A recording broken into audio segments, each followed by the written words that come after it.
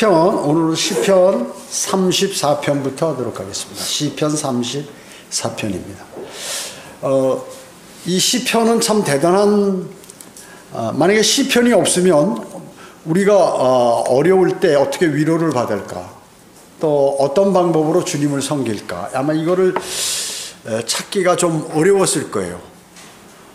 다른 성경들은 교리적이요, 율법이요, 무슨 이런 미래 예언들인데 성도의 삶을 어떻게 가질 것인가 하는 것은 참 이 시편, 잠언, 전도서 이런 성경들이 우리에게 많은 도움을 사실 주고 있습니다. 그래서 시편을 공부하면 사람이 폭넓은 사람이 돼요. 믿음에 관해서 깊이와 넓은 사람이 된다는 거죠. 그러니까 우리가 이 말씀을 마음속에 담고 공부하는 것은 대단한 영광입니다. 여기 34편에 보면은 여기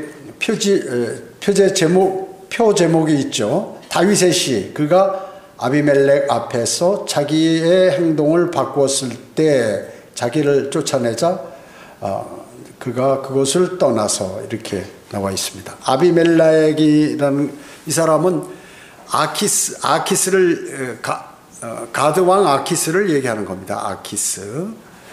그래서 아비멜렉 하면 이집트의 왕을 뭐라고 합니까? 파라오라고 그러죠. 근데 그 왕의 이름은 별도로 있어요. 그 다음에 로마 황제를 뭐라고 해요? 카이사라고 그러잖아요. 근데 개인들이 있죠. 마찬가지로 이 아비멜렉도 호칭이다. 왕의 호칭. 그리고 실제 이름은 아키스 왕. 이름이 아키스단 말이죠. 그래서 이 시편 34편은 사울왕으로부터 이제 다윗이 도망갑니다. 사울왕이 죽이려고 그러니까. 그래서 어디로 가냐 하면 다윗이 이 가드왕 아키스에게 피신해 갔는데 자기가 살기 위해서 이제 그가 미친 채 하고 대문짝을 극적 긁으면서 침을 질질 흘리고 수염에 침을 막 질질 흘리고, 그러니까 약간 도른 사람 행세를 하는 거예요. 살아남기 위해서. 이런 것을 하면서 이제 그 후에 살아남은 것에 관한 시를 이렇게 기록한 것이죠. 다윗은 그러기 때문에 그가 이미 왕으로서 기름 부음을 받았는데 왕의 자리는 올라가지 못해서 도망 다녀요. 자기 목숨을 견제하기도 어려워요. 그런 상황에서 이제 왕이 정말 왕좌에 앉아서 통치하기 전에 그는 이제 이런 걸 경험하는 거예요. 자신의 환경이 나빠지면 얼마나 내가 비참해질 수 있는지 이것을 경험한 사람이에요. 그리고 나서 왕을 하게 되죠. 마치 자신의 그리고 자신의 나약함. 나는 아무것도 아니구나. 나는 언제 죽을 수도 있다. 하나님께서 나를 버리면 내가 나에게 어느 일이 일어날는지 알 수 없다. 오직 신뢰할 분은 그분밖에 없다 하는 것을 다윗은 이제 체험을 통해서, 자기 경험을 통해서 이제 알게 되죠. 마치 자신의 부족함을 아는 성도가 겸손히 주님을 섬길 수 있는 것과 같습니다. 주님의 도우심과 구원, 그리고 주님의 두려움으로 얻는 그 유익에 대해서 뼈저리게 체험한 다윗의 위대한 그러한 시가 바로 이것이에요. 그로써 독자에게, 그것을 읽는 사람들에게 풍성함을 이제 선사한다, 그런 말씀이죠. 우리 사람은 어떻습니까? 일반적으로 다 교만해요. 모두가. 그러니까 근본 태생이 교만해. 인간은 육신적이기 때문에. 어머니 뱃속에서 태어난 사람은, 아이들도 말이죠, 유치원이나 이런 유치원생이나 유아들도 보면 자기 자존심 상하는 걸 건드려 놓으면 막 그냥 날리고, 인정해주면 기분이 좋고, 막 이 인간의 기본적인 그러한 생각이에요. 그러면서 성장하면서도 마찬가지로 인간은 가식적으로 살아오거든, 사실. 여러 가지. 그러면서 상당히 자신을 위하고 자기를 방어하는 데 있어서 최우선으로 이렇게 삼아요. 그렇기 때문에 자녀들이 크는 데 있어서 그 어렸을 때 환경들이 많이 영향이 있죠. 예를 들어서 부모 없이 자란 고아원에서 자랐다 그러면 어때요? 경계심이 강하잖아요. 내가 살아남기 위해서 다른 사람들로부터 공격을 막기 위해서 어떻게 처신해야 하는 것을 일찍 배워요. 그게 장점일 수도 있고 단점일 수도 있죠. 또 어려움을 당하면 어려웠을 때 경험들이 뼈저리게 안에 있어가지고 그것들을 어떻게 대처해야겠는가 하는 지혜가 생겨가지고 오히려 어렸을 때 가난한 사람은 커서 이게 좀 가난을 피하기 위해서 노력을 많이 하니까 부하게 살기도 하고, 또 뭐 여러 가지 환경들이 있어요. 그런 그 삶 속에서 또 대인관계, 직장생활, 자신의 그 생활 속에서 많은 시행착오를 겪으면서 이렇게 사람이 어떻게 되냐면 교만해요. 교만하다. 그러니까 무엇이 건강하면 교만하고, 돈이 있으면 교만하고, 권세가 있으면 교만하고, 이것이 인간의 기본이다. 근데 하나님 앞에 서려면 요거 세 개를 다 무너뜨려야 하나님께 인정을 받아요. 다윗은 지금 하나님께서 그를 왕으로, 그 하나님의 백성의 왕으로 삼으셨단 말이죠. 그리고 사울에 관해서 하나님은 상당히 실망하셨어요. 처음에는 상당히 사람이 괜찮아서 하나님께서 칭찬하시고 은사도 많이 주고 성령 충만했는데, 나중에 서서히 왕에 앉고 권세를 갖고 그러다 보니까 이 사람이 변해버립니다. 그러니까 하나님께서 후회하시잖아요. 그래서 사울을 제거해 버리시고 이제 다윗을 결정했는데, 이 다윗도 그렇게 되겠다. 원래 품성은 사람이 좋지만 살다 보면 세상을 그렇게 배우기 때문에 너 안 되겠다 해서 하나님께서 사실은 어떻게 보면 그를 이제 인도하셨다고도 볼 수 있는 거예요. 그래서 모든 것이 합력하여 선을 이루는 그분의 그 인도하심에 따라서 왕이 되기 전에 철저하게 이런 생에 대한 어려움과 고통과 이런 것들이에요. 자기가 목동할 땐 고생이 없었죠. 부자로 이 목축하는데 가축들이 많으니까 뭐 어렵지 않게 살았다 그 얘기죠. 그러니까 하나님께서 너는 왕이 되려면 적어도 이런 경험을 해야 나를 배반하지 않고 너희 백성들을 망치지 않는다 하는 것을 하나님께서 경험하도록 하신 것입니다. 여기 1절부터 보겠어요. 내가 항상 주를 송축하리라. 그를 찬양함이 계속해서 내 입에 있으리로다. 내 혼이 주를 자랑하리니, 자기는 바울은 계속 주님을 자랑해. 겸손한 자가 듣고 기뻐하리라. 교만한 자는 자기의 자랑, 간증을 우습게 여기지만 겸손한 사람은 듣고 기뻐한다. 나와 함께 주를 찬미하라. 우리 함께 그 이름을 드높이자. 왜? 자기가 어려웠을 때 돕는 분이고 자신의 모든 생을 관장하신 분이기 때문에. 그래서 이 주님과 관련해서 지금 이 1절에서 3절에 보면 5가지 명령을 하는 거예요. 하나님께서 다윗의 입을 통하여 우리에게 명령하신다. 첫째 뭐냐 하면 그 주님을 송축하라. 하라. 이게 명령이란 말이죠. 송축하라는 거죠. 그러니까 뭐 주님을 송축한다는 게 뭐 주님께서 이루신 일을 막 축하하고 위대하십니다. 막 이렇게 찬양, 축하하라. 송축하라. 두 번째는 1절에 또 주님을 찬양하라. 프라이스. 찬양하라. 찬양하라. 찬양. 아름답고 훌륭한 그러한 것들을 이제 높이라고 말씀이죠. 그 다음에 그 2절에 보면 주님을 자랑하라. 자랑하라. 그분이 하신 일을 자랑하라 그 얘기죠. 뭐예요? 우리를 구원시켜 주시고 영원한 생명을 주시고 생의 필요를 주시고 아울러 마귀와 싸워서 이길 수 있도록 영적 양식을 주시고 하는 이런 것들 자랑하. 주님이 나 구원. 여러분 이런 자랑하세요? 여러분 하라 그 명령이에요. 이게. 네 번째는 뭐야? 주님을 찬미하라. 찬미. 아름답고 훌륭한 것이나 위대한 것을 칭송한다. 야, 하나님께서 나에게 내가 멸망으로 가고 나 죽을 뻔했는데 하나님께서 날 살려주셨어. 그뿐만 아니라 내가 병들어 죽게 됐는데 그분이 살리셨어. 또 내가 어려움에 모든 필요가 내가 필요한 것이 많아서 의식주로 해결하기 어려운데 그분이 해결해 주셨어. 또 그뿐만 아니라 영의 풍성한 양식까지 나에게 주셨어. 이렇게 주님을 찬양하라. 찬미하라. 자랑하라. 그리고 5번째는 그분을 드높여라. 모든 것 위에 드높여라 하는 것이죠. 예, 모든 것. 자, 다시 한번 말씀드리면 뭐 비슷한 것 같지만 한마디로 요약하면 주님을 높이고 주님을 찬양하라.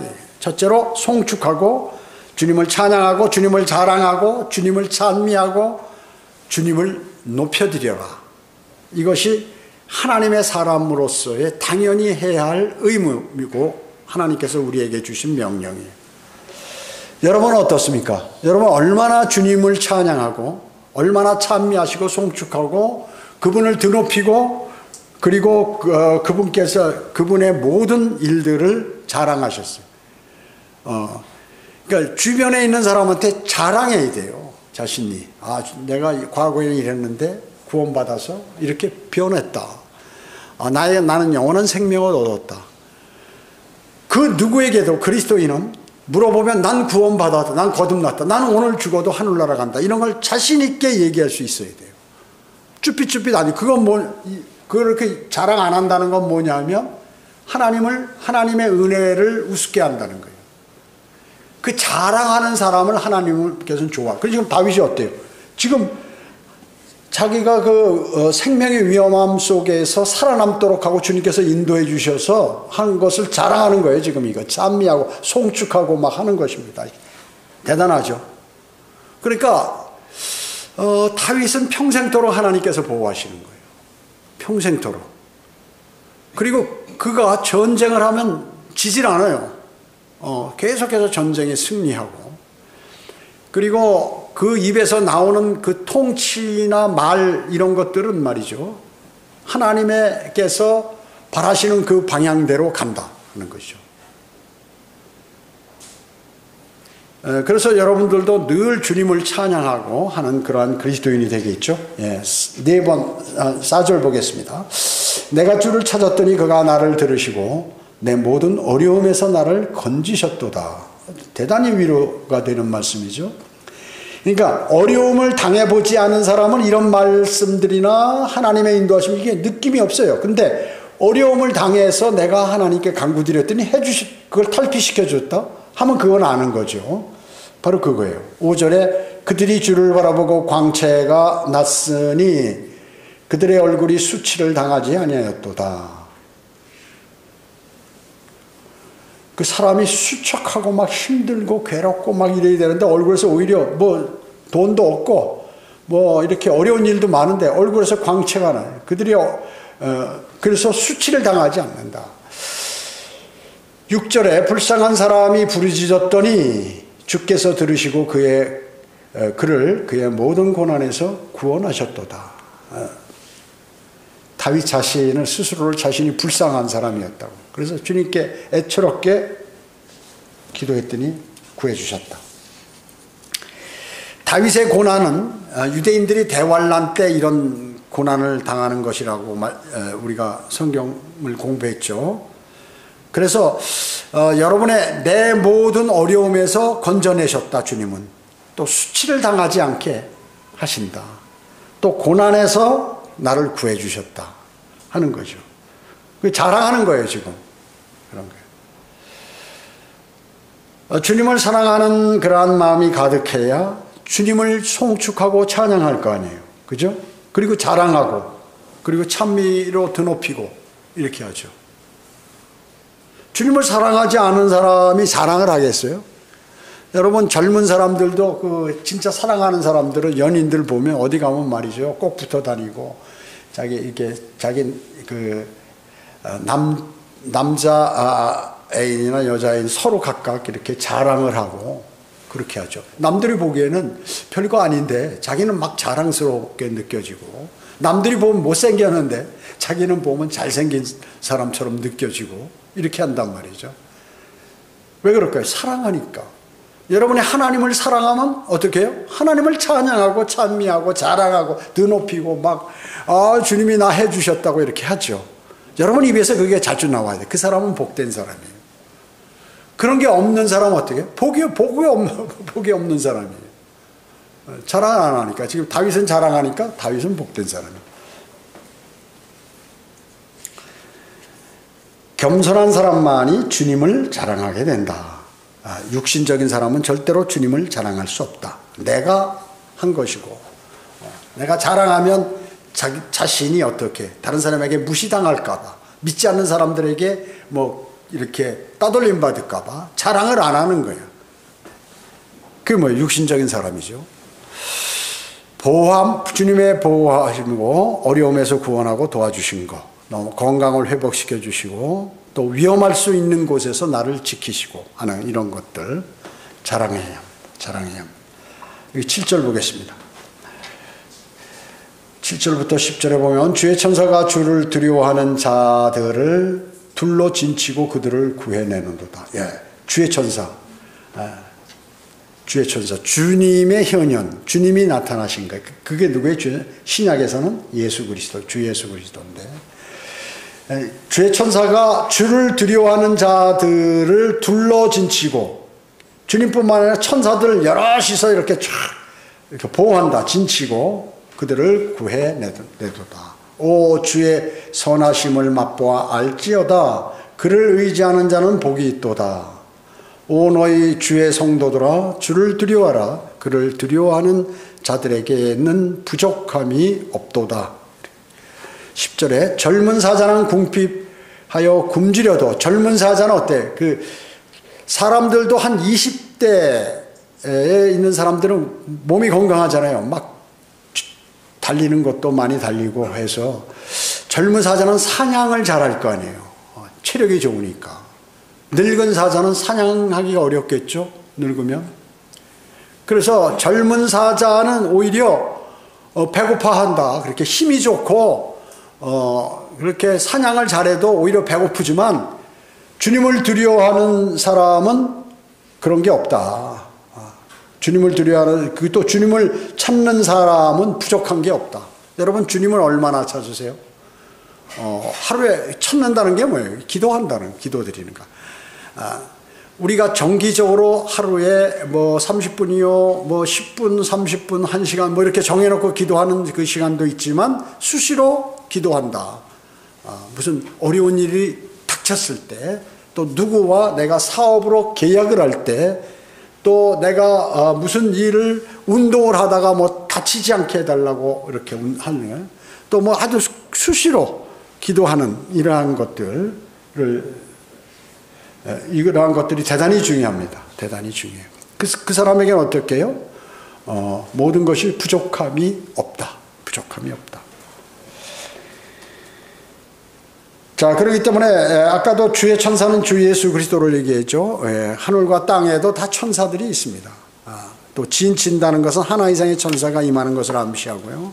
주님께서는 여러분의 재산, 그리고 여러분의 자녀들, 여러분의 자동차, 그리고 여러분의 손자, 손녀, 소유물, 여러분의 사역을 파멸로부터 보호하셨음을 자랑하는 그러한 성숙한 그리스도인이 되어야 하는 거예요. 자랑하는 사람은 어때? 믿음이 성숙하다는 거죠. 여기 8절을 보면요. 오 주의 선하심을 맛보아 알지어다. 그를 의지하는 자는 복이 있도다. 그렇습니다. 자, 여러분을 자라게 하는 건 뭐예요? 하나님의 말씀으로 자라게 하시죠. 그게 주님의 선하심이에요. 하나님의 말씀으로 여러분을 자라지 못하게 하면 어떻게 해요? 여러분 어린애로 남아요. 그러니까 여러분이 이제 젊은 사람이 아이를 낳아서 키우는데 얘가 뭐 1년에 몇 센치씩 쑥쑥쑥 자라야죠. 20세 전까지는. 근데 자라지를 않아. 다른 집 아이들은 막 1년에 4cm, 5cm, 10cm까지도 자라는데 얘는 자라지를 못하는 거예요. 그러더니 몸이 막 비약하고, 허약하고, 눈도 나중에 잘 안 보이고, 뭐 이상하게, 부모가 얼마나 가슴이 아파요. 다른 자녀들 보면 막 그런데,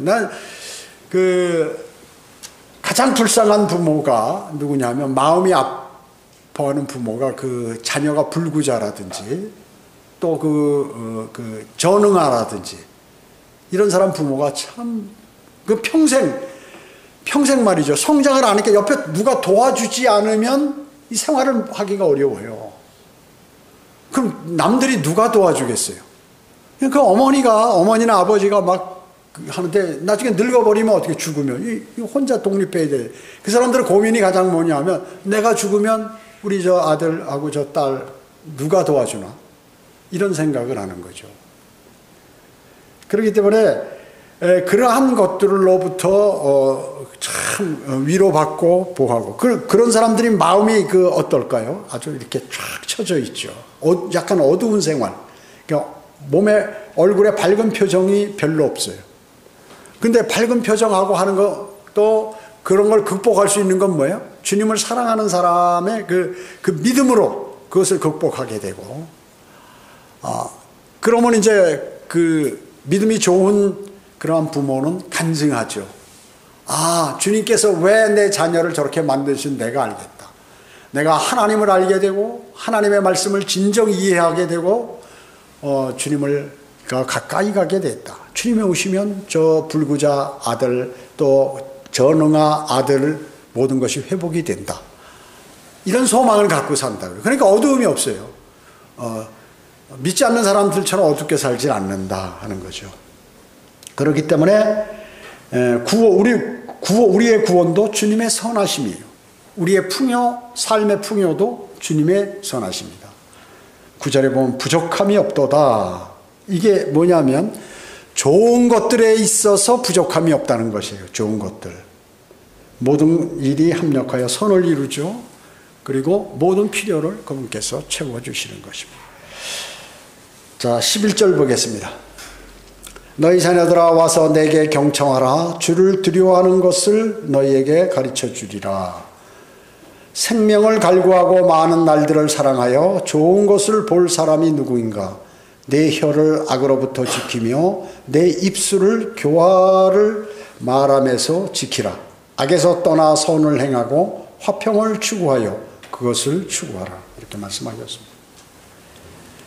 자, 두려워하는 것, 많은 날들을 사랑하고 또 좋은 것들을 보기 원하는 그러한 사람들, 복받은 사람이죠. 이 사람들이 복받은 사람.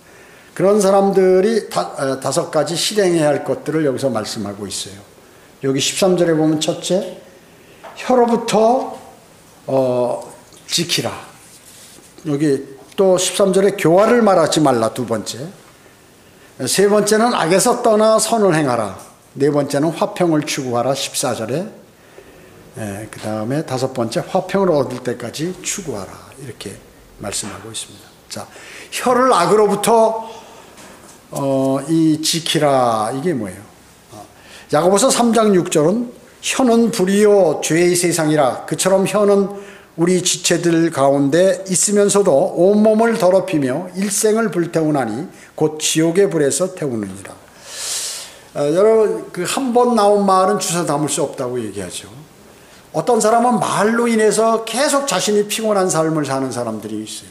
그냥 말 안 하고 있으면 그냥 지나갈 텐데 말함으로써 그것이 씨가 돼서 잘못되는, 또 거짓말을 해서 그 거짓말이 나중에 탈로가 난다든지 했을 때 그 문제가 되고, 하여튼 말을 할 때에는 우리가 마음속에 얼마 정도 생각하고 말을 해야지, 그냥 툭 나오는 말로 자기 생활 속에서 나오는 말이 있을 경우에는 많은 실수와 어려움과 남에게 상처를 주는 말들이 있다 하는 것입니다. 그뿐만 아니라 그것을 잘 혀를 제어할 줄 아는 사람은 대단한 인격을 가진 사람이다. 여러분, 할 말을 다 하고 이 세상 살 수 없잖아요. 그러니까 알면서도 그냥 참는 거 있고 또 지나가는 거 있고 이런 것도 있는 거예요. 그리고 적합한 때 그 말을 해야 그게 효력이 있지. 거기다가 어떤 사람이 여기 상처가 나는데 여기다 치료해준다고 식초를 부어버리면 더 쓰린 것과 마찬가지로 의미가 없다 하는 거죠. 2번째는 뭐예요? 교화를 말하지 말라. 교화를 말하지 말라고 그랬습니다. 베드로전서 3장 10절에 그러므로 생명을 사랑하고 좋은 날들을 볼 사람은 자기 혀를 악으로부터 지키며 자기 입술로 어떠한 교활도 말하지 않게 하라. 이렇게 말씀하고, 교활이 뭐예요? 간사하고 꾀가 많다. 임시응변으로 하는 말들, 이런 것들, 교활한 말, 또 거짓말도 여기에 다 속하게 되겠죠. 거짓말은 습관이에요. 습관. 어떤 사람은 이렇게 우리 살다 보면은 습관적으로 거짓말, 그냥 별거 아닌 것도 작은 것도 그냥 지나가면서 거짓말하는 사람이 많이 있어요. 습관이. 그 사람은 어떻게 점점 큰 거짓말을 하게 되죠. 그 남의 것을 아이들이 훔칠 때 그때 아주 혼내서 충격을 받도록 하지 않으면 어떻게 될까요? 계속 그 훔치는 것이 커지게 돼서 나중에 큰 도둑질을 하게 되죠. 그래가지고 결국에는 어떻게 해요? 그 부모가 너 잘한다, 너 이쁘다 이렇게만 해줌으로 그가 나중에 큰 도둑이 돼서 결국에는 감옥에 들어가서 자기 부모를 원망하는 그러한 사람으로 되게 된다는 거죠. 악에서 떠나 선을 행하라. 그러니까 그러니까 악은 어때요? 악으로 이렇게 같이 움직이면 어떻게? 내가 그냥 악이 돼버려요. 금묵자흑이란 말이 있죠. 붓꽃을 쓰다 보면 아무리 안 묻으려고 해도 먹을 갈아야 되니까 이런데 뭐가 묻어요. 손에도 묻고 어디 다 묻는단 말이죠. 그러니까 실질적으로 악이 있으면 안 가는 게 아예 나는 저거 악에게 지지 않아 하고 떳떳하게 거기하고 같이 어울리면 어떻게 해요? 자기도 나중에 그렇게 돼버린다. 선을 악에서 아예 떠나고 차라리 선을 행하라. 화평을 추구하라. 로마서 14장 19절에 보면 그러므로 화평을 위한 일과 서로를 세워주는 일들을 따라야 할지니라. 화평한 일들이에요. 근데 영적 전쟁이라든지 지금 악에 지어 있는 것에서 화평한다고 그냥 놔두면 안 되죠. 과감하게 수술을 해야 돼. 그렇지 않으면 어떻게 돼요? 많은 그 몸 전체가 병들어 버리기 때문에 빨리 수술해서 거기서 새살이 나오도록 그렇게 해야 된다 하는 것이죠. 히브리서 12장 14절에 보면 모든 사람과 더불어 화평함과 거룩함을 추구하라. 이것이 없이는 아무도 주를 보지 못하리라. 자, 히브리서 12장 히브리서는 어때요? 대환란과 이제 교회 시대와 환란의 그 과도기적인 책 아니에요. 그래서 그 교리에는 환란 교리들이 많아요. 행위로 구원받는 교리들이 많다. 히브리서는 어려운 책이에요, 사실. 거기에는 믿음으로 말미암아 그러니까 그 신약의 교리도 있고 구약의 교리도 있고 함께 거기 들어가 있어요. 그리고 행위 구원 대환란 교리도 다 거기 들어가 있기 때문에 히브리서 12장에서 모든 사람과 더불어서 화평하고 거룩하지 않으면 내가 구원받지 못하는구나 이 말로 알아. 주님을 보지 못한다고. 이건 그게 아니죠. 대환란 때 지킬 것이에요. 그 지키지 않으면 그 대환란 성도들이 하나님의 말씀대로 예수 그리스도를 받아들이고 하나님 말씀 그 행위를 잘해. 율법을 십계명을 다 잘 지켜야 되는데 안 지키면 어떻게 돼요? 휴거되지 못하는 거예요. 휴거되지 못해서 주님을 보지 못한다 하는 그러한 말씀이거든요. 이게 또 화평을 얻을 때까지 추구하라 이렇게 얘기해요. 성령 충만함이 필요하죠. 그러니까 내가 어떻게 좀 화평할 수 있는 방법이 없을까? 이거를 여러분들이 추구하고 내 자신도 평안하고 다른 사람도에게도 영향을 끼칠 수 있는 그러한 것이 없는가? 그것을 추구하라 그 말씀이죠.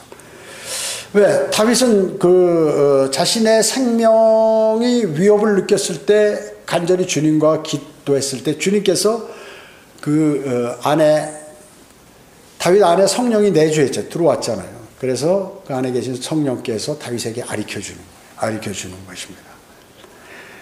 그리고 시편을 기록할 때에도 그 성령께서 가르쳐 주셔서 시편을 기록하고 그 기록된 책을 우리가 읽을 수 있고 영의 양식으로 삼는 것입니다. 주님은 대단하세요. 대단하시죠? 자, 여기 15절 보겠습니다. 15절로 18절에 보면 주의 눈은 의인을 향하시고, 그러니까 의인, 구약의 의인, 구약 성도, 신약 성도의 의인은 누구예요? 신약 성도, 신약의 의인은 여러분들 구원받은 주님의 눈은 여러분들을 쫙 이렇게 보고 계신단 말이죠. 내 아들이 어디 위험하지 않나, 또 죄에 빠지지 않나 이렇게 향하시고 그분의 귀는 그들의 부르짖음에 열려 있으시도다. 여러분이 기도할 때 주님께서는 구원받은 그리스도인의 부르짖음에 주님의 귀가 열려 있다고 말씀하셨습니다. 저의 기도를 들어주십시오. 이렇게 기도하면 대단하겠죠. 그 대단한 기도입니다. 그게 주님의 말씀을 탁 집어넣어서 또 주님의 약속을 넣어서 그렇게 하듯이, 우리가 오후에도 이제 성경 공부하겠지만 그 출애굽에서 모세가 중보기도 할 때, 자기 백성을 그냥 하나님께서 다 멸망시켜 버리신다고 할 때 주님의 약속을 이렇게 성경에 약속을 하는 거예요. 주님께서 보호하시겠다고 그랬고 인도하시겠다고 그랬고, 지금 유다 지파에서 예수 메시아가 나오는데 다 죽여버리면 레위 지파인 저만 남아있다는 그 의미에서 말씀드리고, 성경을 그 하나님께서 백성과 모세에게 약속했던 그러한 약속을 기도로서 하서 하나님께서 그 결심을 바꾸는 이러한 일들을 하시게 됐다는 거죠. 여러분, 그래서 주님의 약속을 붙들고 기도하는 것, 이거 대단히 좋은 기도입니다. 자, 그뿐만 아니라 아까 몇 절 읽었죠? 18절? 19절까지 읽었나요? 18절까지요. 자, 18절에 보면 주께서 마음이 상한 자들을 가까이 하시며 참회하는 영이 있는 자를 구원하시도다. 자, 상한 자, 그러니까 여러분 어떻습니까? 자녀들이 있는데 어떤 자녀는 생활이 괜찮아, 어떤 자녀는 생활이 어려워. 그럼 부모는 마음이 어디 가 있나요? 더 많이 그 어려운 자녀에게 마음이 많이 가게 되는 거예요. 그 마찬가지로 하나님께서도 마음이 상한 자들과 더 가까이 하신다. 여러분 마음이 상하셨어요? 그럼 하나님께서 여러분과 더 가까이 있는 거예요. 또 참회하는 영이 있는 자를 구원하시다. 참회하는 거, 참회. 나는 죄인으로소이다.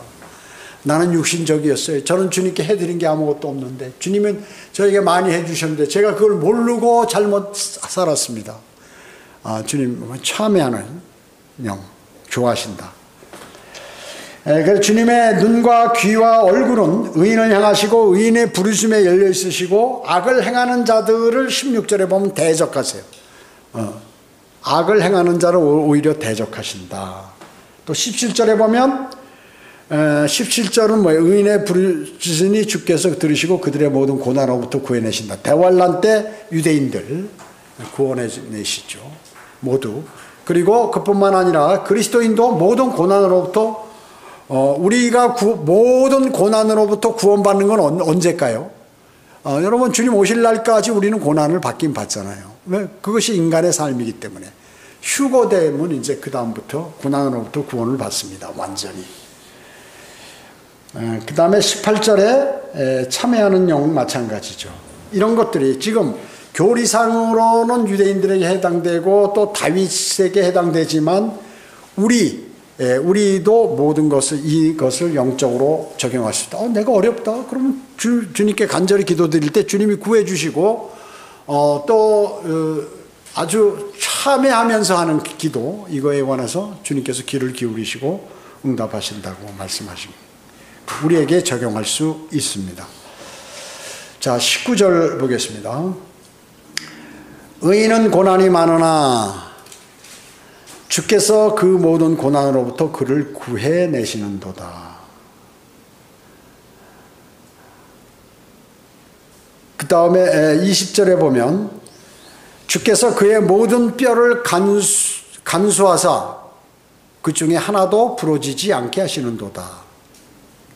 이 구절은 예수 그리스도에게 적용되겠죠.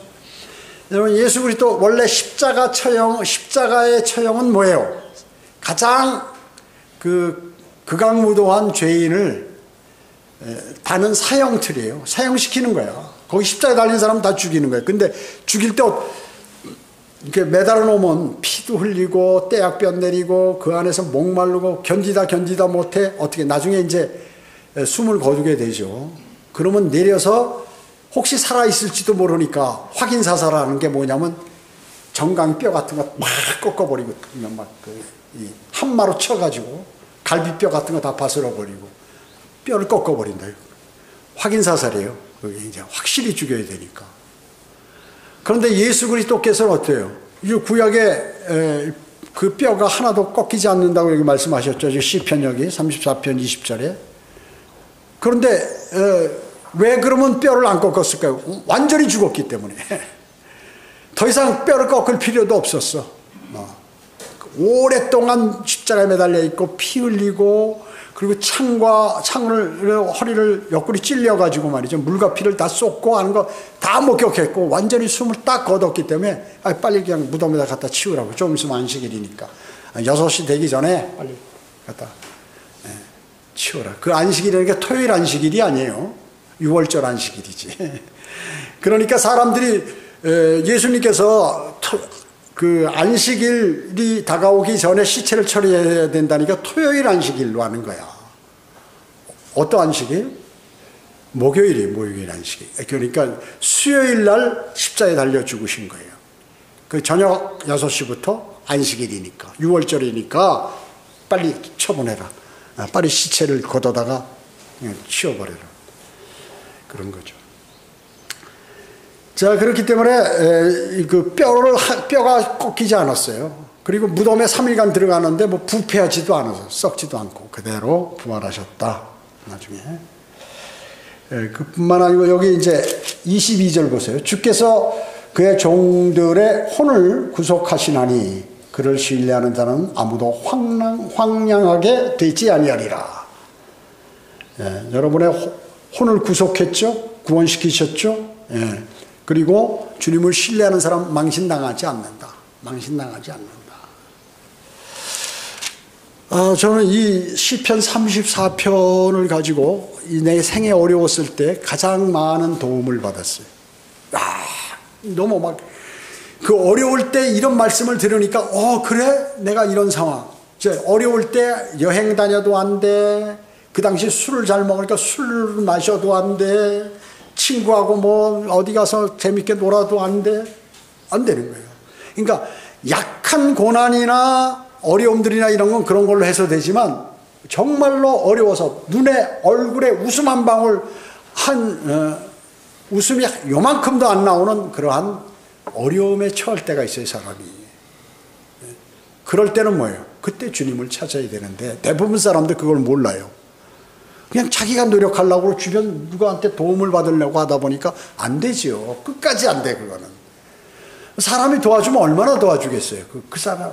그러니까 가난은 어때요? 가난은 나라도 구제하지 못한. 나라가 아무리 돈 많아도 가난한 사람을 계속 못 도와주는 거예요. 잠시 한두 번, 몇 번 도와주는 걸 수는 있지만 온전히 못하니까 스스로가 해야 된다. 세상 사람들은 스스로가 하죠. 근데 우리는 어떻게 해요? 우리 자신이 노력하고 하나님의 도우심을 받기 때문에 이건 100%다. 아주 쉽게 된다. 쉽게 된다는 것이죠. 그렇기 때문에 예수 그리스도를 믿고 신뢰했다면 그 사람은 절대로 황량하게 되지 않는다. 망신당하지 않아요. 주님을 단 한 가지, 주님을 온전히 신뢰하면, 왜 그분은 없는 것을 있는 것처럼 부르시는 분이에요. 그 모세 유대인들이 광야에서 금송아지 만들, 내가 200만 명이가 싹 죽이고 너 하나로 다시 모세가 지금 120살이 다 됐는데 말이죠. 너 하나로 지금 내가 민족을 다시 만들겠다. 이렇게 말씀하는 거예요. 아브라함, 사라 99세 또 뭐 90세에서 애를 낳았잖아요. 그와 마찬가지로 모세 하나님께서 나 이거 보니까 이거 살 자격이 없는 인간들이야. 이거 다 내가 광야에서 다 죽여버리고 너 하나만 살리겠다. 그래서 다시 시작하겠다. 이렇게 말씀하셔요.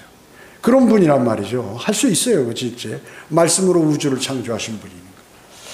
자, 그러니까 절대 황량하게 되지 않는다. 여러분이 구원받으셨으면, 진정으로 구원받으셨으면 안에 하나님의 영인 성령이 들어와서 여러분을, 그러니까 살아있는 물체는 어때요? 뭔가 저 뒤에 화분이 있는데 화분이 살아있으면 어때요? 물을 안 주면 막 갈급해요. 그래서 탁 시들어. 이게 입이 시들어요. 근데 물을 주면 어때요? 다시 반짝하고 싹 일어나. 근데 계속 놔두면 어때요? 죽어버리죠. 그와 마찬가지로 무언가를 기다리고 이렇게 쫙 있다가 주님께서 은혜를 쫙 주면 이것이 다시 살아나 버린단 말이죠. 살아나. 그래서 구원받은 사람은 반드시 이렇게 뭔가 움직여진다. 구원받았으면 하나님 말씀을 듣고 이제부터는 옛날에는 그냥 하나님 말씀 건성으로 들었는데 들을 때 좀 심각하게 들으면서 마음 속에 새기고 의문 나는 건 또 내 성경도 찾아보고 이렇게 얘기했다. 이런 마음이 생긴다. 내가 살았는데 내 주변에 있는 사람 저거 지금 생명이 죽어있네. 좀 살릴 수 없을까? 뭐 이런 생각도 나고 열정이 더 나가서 그때 내가 하나님께 기도하고 교제를 하고 하나님 말씀을 읽고 하면 막 이 안에 열정을 불어일으켜서 그 열정으로 사는 거예요. 그리스도인은. 그러니까 모든 어려움을 그것으로 이겨요. 사실 그리스도인은. 그것을 아직 내가 뭐라고 그러나 쟁취라고 그러나 쟁취하지 못한 사람은 참 많은 손해를 보는 사람입니다. 많은 손해를 보는 사람이에요. 그러니까 왜냐하면 자기의 능력으로 살아가기 때문에 모든 어려움이 닥치면 나에게 너무 큰 충격으로 다가온다 하는 것입니다. 그 사람은 영적으로 성장하고 하나님의 보호하심을 받고 이제 극기야는 들림 받아서 이제 몸까지 완전히 구속을 받죠. 우리 몸까지 완벽한 구원을 받게 되고 영원한 생명을 얻어서 새 예루살렘 아름다운 곳에 영원히 산다. 주님을 그리고 그때도 영원히 찬양한다. 주님을 영원히 찬양한다. 여러분들이 지금 주님을 찬양하지 않으면 자신이 그러니까 주님의 관심을 덜 받아요. 덜 받는 사람이 돼버려요. 주님의 관심을 많이 받으면 어떻게 될까요? 많은 도움을 받죠. 쉽게 내가 이 세상을 살아갈 수 있다. 쉽게 살 수 있는데 이 세상을 그리스도인이면서도 어렵게 사는 사람이 대단히 많다는 거죠. 주님과의 교제를 통해서 또 하나님의 말씀을 통하여 주님으로부터 많은 힘의 공급을 받아야 한다. 그것은 대단히 중요해요. 다윗은 그것을 지금 자랑하는 거예요. 간증하는 거고 그것이 바로 시편 34편입니다. 기도하겠습니다. 전지전능하시고 자비로우신 아버지 하나님 감사드립니다. 주님의 위대하신 말씀을 마음속에 담고 이 말씀대로 살아가도록 주님 인도해 주십시오. 저희의 부족함을 보지 마시고 주님 구원받은 그리스도인이니 이제 주님께서 저희에게 풍성한 은혜를 주시어서 주님의 자녀답게 살아가도록 주님 도와주십시오. 은혜 감사드리오며 다시 오셔서 저희를 데려가실 주 예수 그리스도의 이름으로 기도드립니다. 아멘.